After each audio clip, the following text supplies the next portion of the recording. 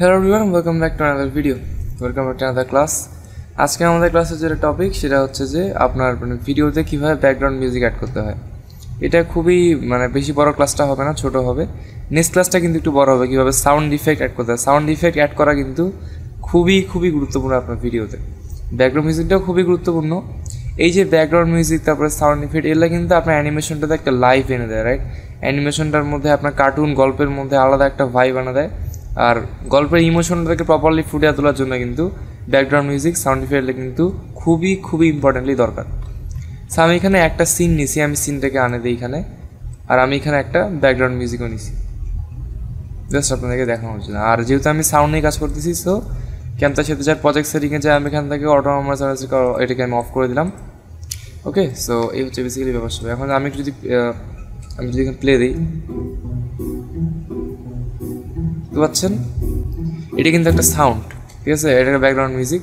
So আমি যেটা করবো, আমার যেখানে এখানে আপনারা কীভাবে করবেন, আপনাদের সিনের ইমোশন অনুযায়ী ব্যাকগ্রাউন্ড মিউজিকটাকে আনবেন, খুঁজে বের করবেন আর কি অনলাইন থেকে। আর তারপরে হচ্ছে যে যেখানে ডায়ালগ আসছে ওখানে মিউজিকটাকে আপনার কমায় দিবেন। বেসিক্যালি সেই জিনিসটা আমি এখন দেখাবো আর কি। আচ্ছা, সো আমি যদি এখানে একটুখানি প্লে দিই, এইখান থেকে এই পর্যন্ত কী হলো, ক্যামেরাটা নামলো, তারপর কী হলো, জুম হইলো। যতক্ষণ পর্যন্ত এই সিনে যতক্ষণ পর্যন্ত ডায়লগ শুরু না হয়, এই পর্যন্ত, ততক্ষণ পর্যন্ত আমি ব্যাকগ্রাউন্ড মিউজিকের সাউন্ডটাকে একদম ফুল রাখবো। আমি চাইলে এখান থেকে একটু বাড়াও দিতে পারি।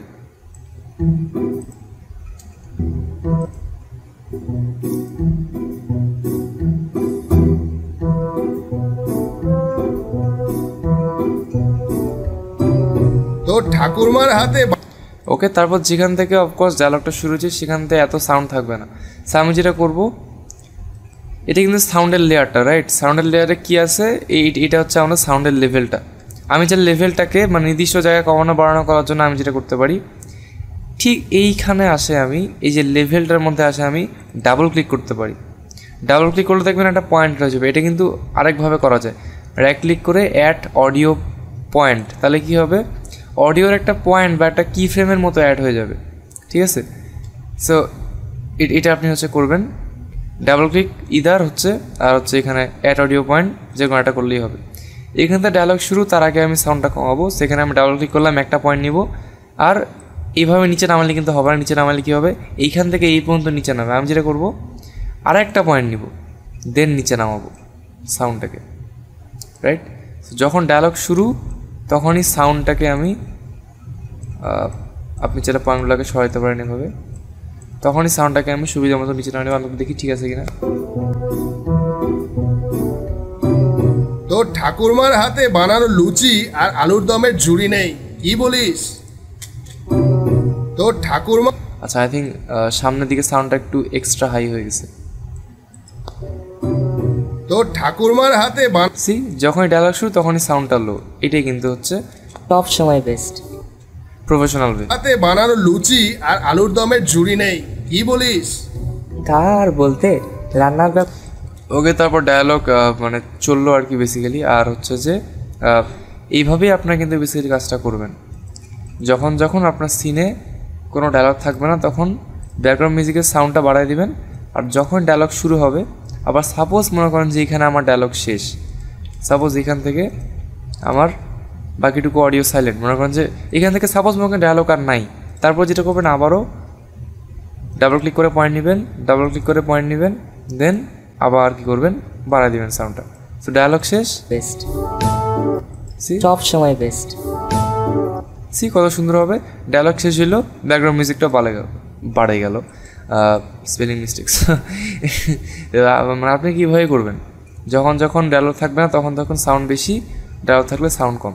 সো আমি এইভাবেই যেটা করব, আমার যেই প্রজেক্ট ফাইলে আমি বেসিক্যালি করছি, আমার যে যে প্রজেক্ট ফাইলটাতে আমি সিনগুলোই কম্পোজ করে রাখছিলাম, সেখানে আমি আমার সিনের ডিমান্ড অনুযায়ী ঠিক এই সেম পদ্ধতিতে ব্যাকগ্রাউন্ড মিউজিকটা অ্যাড করছি। আমি চাইলে এখন এটাকে দেখাইতে পারতাম, বাট সেটা কিন্তু অনেক আমার সময় লাগছে, রাইট? ব্যাকগ্রাউন্ড মিউজিক খুঁজে বাঁচতে, তারপরে কোন জায়গায় রাখবো বলে ডিসাইড করতে সময় লাগছে অনেক। সো এই জন্য আমি যেটা করছি, এটা আমি করে রাখছি। এখন আমি একটু আপনাকে দেখাই এই জিনিসটা।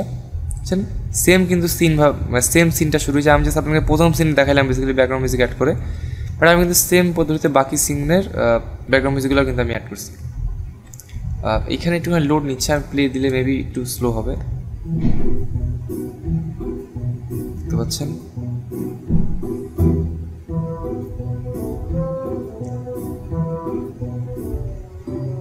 তোর ঠাকুরমার হাতে বানানো লুচি আর আলুর দমের জুড়ি নেই, কি বলি? এটা মোটামুটি মানে ঠিকই আছে।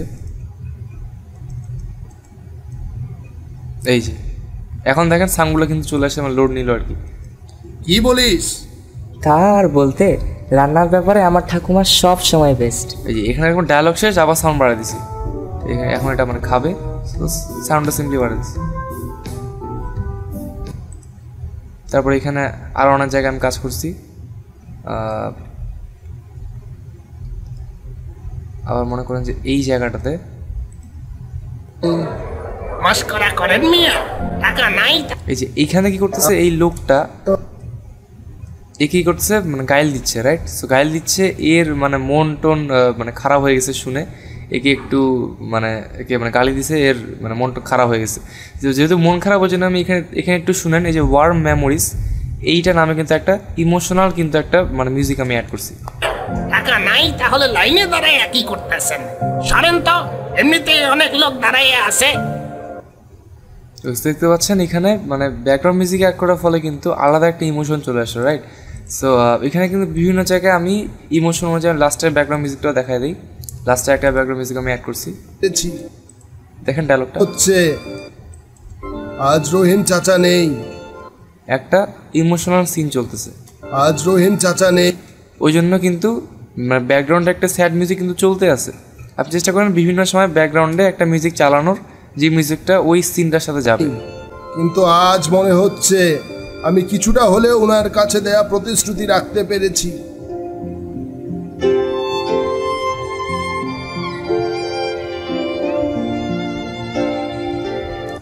মানে কি সুন্দর যাচ্ছে মিউজিকটা মানে এই সিনটার সাথে। তারপর এখানে লেখা উঠবে বেসিক্যালি, যেহেতু ঈদের গল্প, সো ঈদ মোবারক নামে একটা এখানে মানে লেখা উঠবে।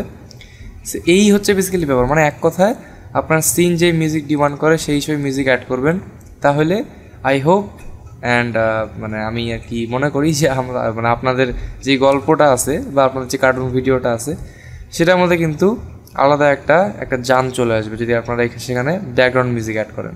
যেখানে ফানি সেখানে ফানি, মনে করেন যে এইখানে একটু ফানি ছিল, এখানে ফানি মিউজিক অ্যাড করছি।